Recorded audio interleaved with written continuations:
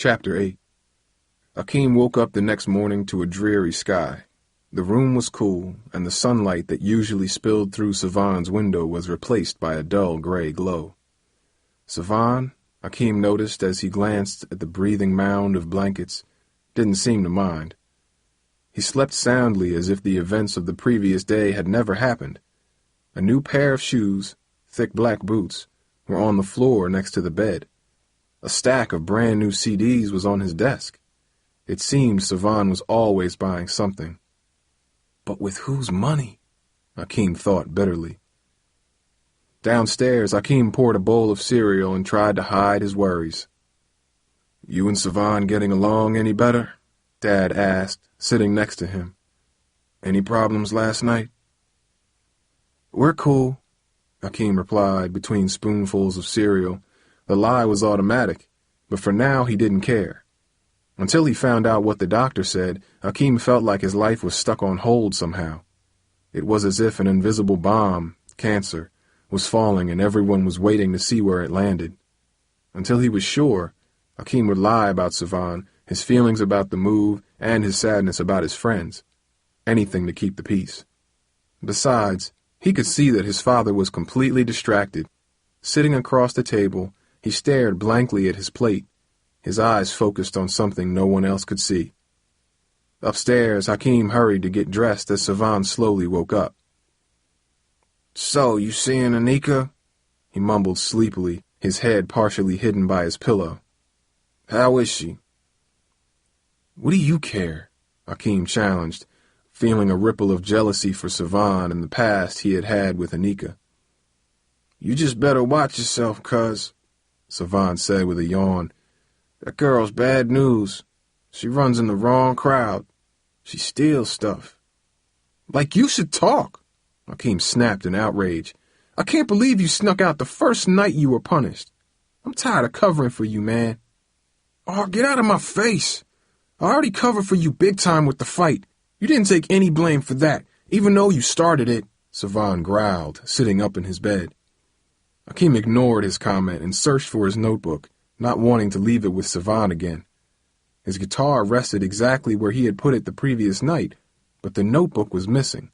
Savan watched him curiously. "You take my notebook again?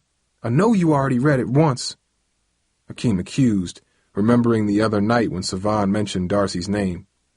"No, I didn't take it, but I did look at it.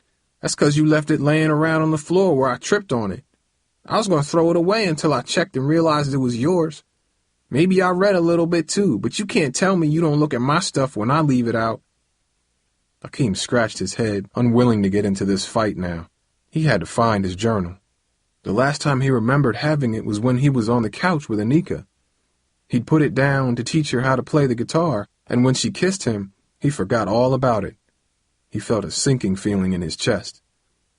"She's reading all my stuff," he thought. The book contained all his songs from Bluford, his thoughts about Darcy, and his dad's sickness. It even contained what he wrote about her. Maybe she didn't read it, he hoped, stopping at Anika's house on the way to work. He knocked loudly several times, knowing that her grandmother had a hearing aid. There was no answer. He decided to check the laundromat. Rushing in the door, he went straight to the back where she had been the day before. An unfamiliar young woman watched him nervously as he approached. "Can I help you?" "Is Anika here?" he asked. "No, she don't work on Fridays." Akeem shook his head in frustration. By the time he'd see her, she'd probably have read his entire book. Still, there was nothing he could do now. He had to get to work. At the furniture store, the morning dragged by like a boring movie. Akeem looked at the clock periodically, thinking that hours had passed, only to discover that less than half the time had gone by. By noon, he had finished all the usual tasks and began looking for extra work, anything to keep his mind off his father's doctor visit. After lunch, he swept the parking lot outside the store and pulled the scraggly weeds that grew between the cracks in the asphalt. By late afternoon, when his mother hadn't called, he began to worry. Even Uncle James seemed edgy. "I know what you're thinking, Akeem, but don't worry. These medical tests can take all day sometimes," he said. but Hakeem noticed Uncle James checking his watch often. At 4 o'clock, he even sighed out loud. "Whatever happens, Hakeem, I want you to know we'll take care of you. You always got a home here with us," Uncle James said at 5:15. The comment scared Hakeem more than it calmed him. It sounded final, as if Dad was going to get sick again, or worse. It wasn't until 6:30 when Hakeem saw the Nissan pulling slowly into the lot that his stomach trembled and he began to feel sick. "I'm sorry I'm late," Mom said as she stepped out the car. "The test took forever, and then traffic, and by the time I dropped your father off—" "I don't care, Mom. Tell us what the doctor said," Hakeem asked. His mother's face beamed, and she flashed a wide smile. "He's okay, baby. He's okay." "Really?" Hakeem said, almost not believing the news as his mother's arms wrapped around him. Tears rolled down his face. "Detroit's been good to us," she explained, her own tears mingling with his. "I don't know if it's your aunt's cooking, the extra rest, or just getting away from all the financial stress, but your father also gained 4 pounds. "Really?" Hakeem repeated. He had so expected bad news that he didn't know how to respond to anything else. "The doctor said he's all clear. He can even start light work in a few weeks." "That's it. The store is closed tonight," Uncle James said. "We're celebrating." The news was the best thing Hakeem had heard in months, and for once his heart soared free of the burden it had been under for weeks. "Thank you, God," he thought to himself, leaning back in the car seat, the news seeping deeper into his mind like rainwater. As he listened to his mother gush about how happy she was, the worry that had quietly gripped his heart for so long began to let go. In its place, a mix of emotions that he'd buried away began to quell and bubble inside him like steam from a quenched fire. Since Dad's illness, Hakeem had done nothing but work, assist, support, and help. In that same time, he'd lost his school, his home, his friends. Now, with Dad okay, he could no longer ignore how alone he had become. And as Hakeem thought of the months ahead, it only seemed like it would get worse. "Stop feeling sorry for yourself. At least Dad's okay," he thought as they drove home through the evening traffic. Yet Hakeem could not shake the tinge of gloom that began to creep into his thoughts, despite the news of his father's victory over cancer. As Mom parked the car, Hakeem looked over at Anika's house. A light in the second-floor bedroom was on. Anika must be home, he thought. Inside, Hakeem went straight to his father to celebrate. "I heard the good news, Dad. Someone's gaining weight," Hakeem said, patting Dad's stomach playfully. "It's all that cooking your aunt's been doing," Dad joked as he hugged Hakeem. "And it's because of your help, son. You're really helping out, and I want you to know it," he said as they embraced. "Thanks, Dad," Hakeem said, loosely hugging his father. He was grateful, but even in his father's arms, he felt uneasy. Though he hid it, he was not completely happy, not with his heart divided about the move, not with Savan watching him, not with the knowledge that he'd start the school year in the fall without friends, not with Anika leaving. "What's wrong with me?" he thought, angry at himself for being unable to fully enjoy the moment with his family. After dinner, Hakeem headed over to Anika's house. His father's news made the notebook seem less important, but what Hakeem really wanted was to see Anika. As he stepped up the front stairs, he noticed her house was dark except for the upstairs light. But then something else caught his eye. The front door was slightly ajar. It just didn't seem right. Hakeem knew Anika wouldn't forget to lock a door. She was smarter than that. "Anika!" Hakeem spoke out. The house was deathly silent. "Hello?" he said, louder this time. Still no answer. He gently nudged the door, and it opened halfway with a slight squeak.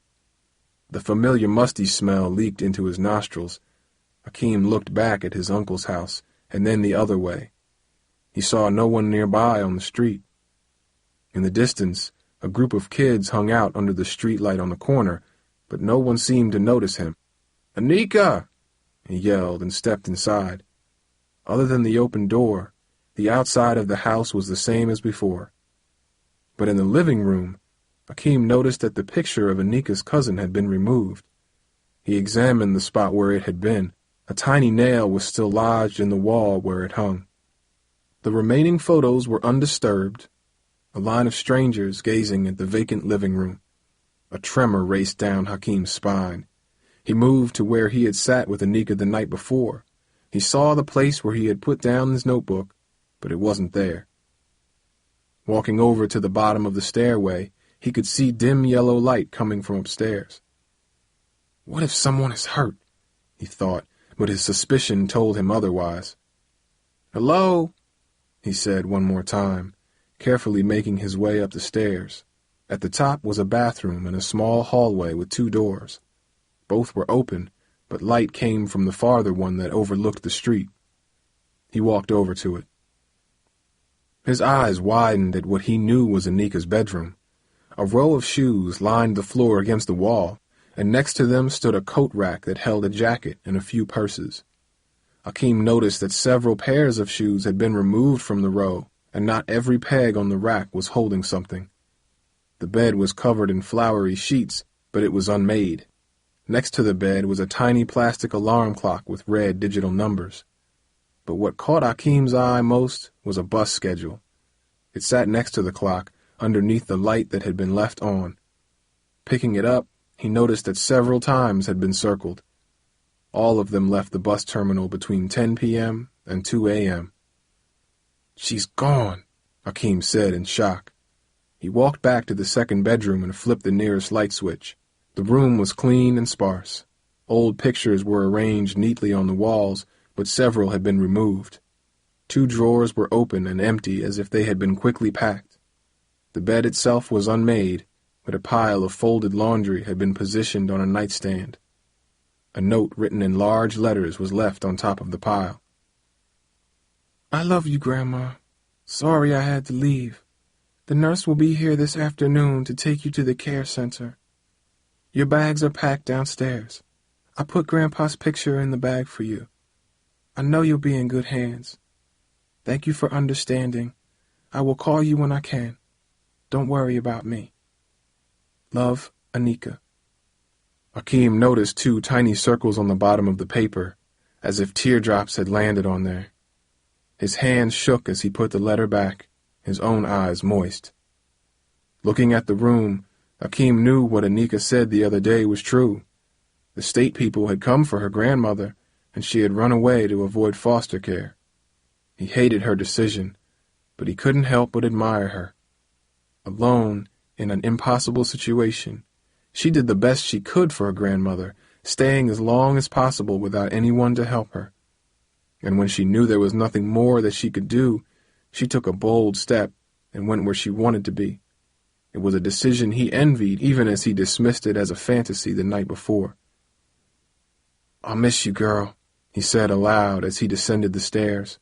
Once outside, he carefully closed and locked the door behind him, treating the empty house as if it were the grave of a loved one. Hakim went straight upstairs as soon as he got back to Uncle Jason's. His family, including Savan, was in the living room eating ice cream and watching TV. On the screen, a police car raced through a crowded city in pursuit of a criminal. Upstairs, he grabbed his guitar and cried through its strings, the sharp pain gradually giving way to a dull ache. His thoughts drifted to the friend he lost next door and the others he left back home. His only comfort was his guitar, but even that reminded him of Anika. She was gone, and with her, all his songs, his words, his memories, part of his soul. She did take things, as Uncle James and Savan warned, but for some reason he couldn't be mad at her. Putting the guitar down, Hakim stretched out on his bed and imagined what it would have been like to take the bus with her back to California. He pictured being dropped off at Bluford, a place that seemed farther away each passing day.